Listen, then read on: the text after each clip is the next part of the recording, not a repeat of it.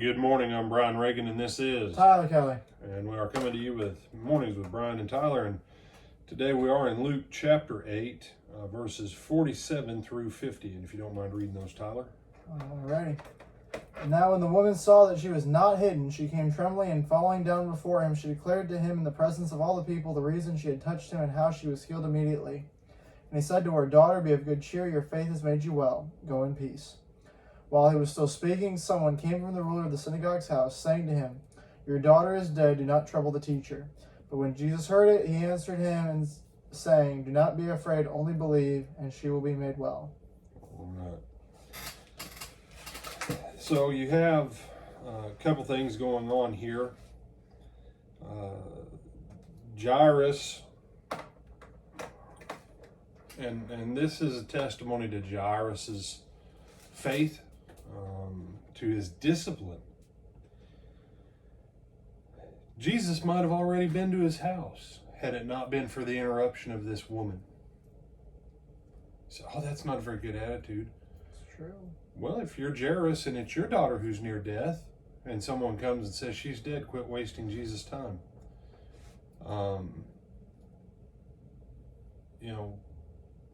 What runs through your mind? You say, "Why?" No,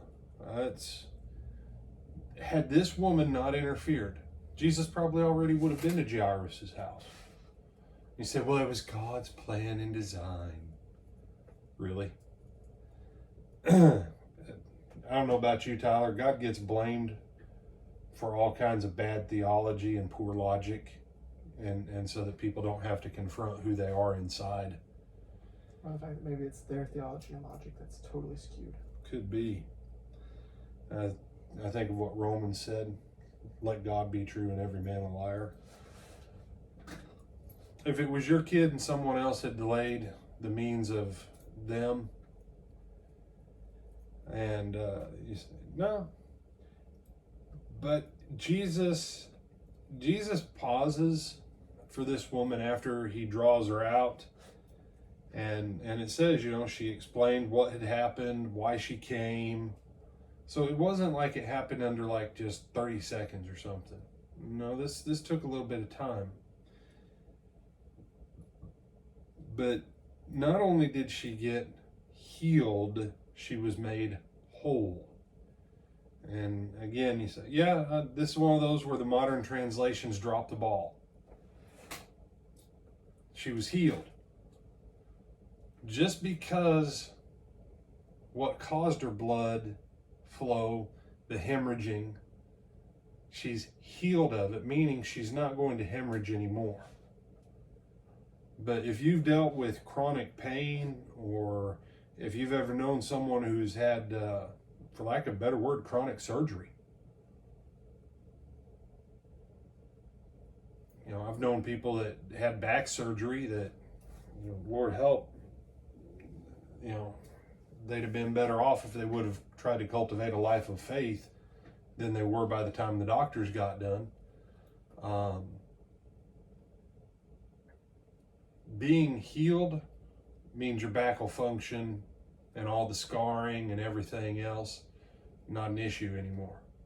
But being made whole is that the tissue, the tendons, the ligaments, the discs, the bone, all of it is made as though that you never had the problem in the first place. And that's what Jesus pronounces on this woman, is a complete reversal of all the damage that's been done back to a state of perfect health. And Tyler, that's huge. Because let's say that she's 30. And I love in our culture, we're like, past 35, you're getting kind of old to bear a child, is what they say nowadays. And it's like, really? Our culture. And we think we're so advanced. But at 30, back then, the fact she probably had no children because she'd had a hemorrhage of blood for 12 years. If she had a husband, technically, by Mosaic law, she was unclean all 12 years. So there was no chance for children. There was no chance for family. You know, if she had a husband, chances are she probably didn't have one. You say, where'd she live? Maybe in her dad's house. I don't know. Jesus didn't just... The woman restored her own health by faith. Jesus restored her wholeness by mercy. Because it was her faith that took her healing. Jesus, I felt power go out from me. The woman got it by faith. It was there to get, but she got it by faith. Mm-hmm. And then when Jesus turns around, he goes, oh, well, congratulations, you got it by faith. Good job, lady. Mm-hmm. Here, let me throw some more mercy on you. And then he looks at Jairus. And this is a key thing with Jairus. He never says anything after his initial statement to Jesus, come, lay your hands on my daughter, and she'll be made well. And what does Jesus say here? Don't be afraid. Stay in a place of belief, and she'll be made well.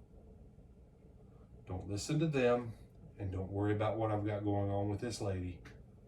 You stay in the place you were when you came to me, and we'll get this taken care of. You have some other thoughts on this one, my brother? Yes, sir. All right. We'll pick Jairus up a little bit more. I think we've talked about the woman with the issue of blood, so we pick Jairus up and those events, Lord willing, Monday and Tuesday, if it goes past Tuesday.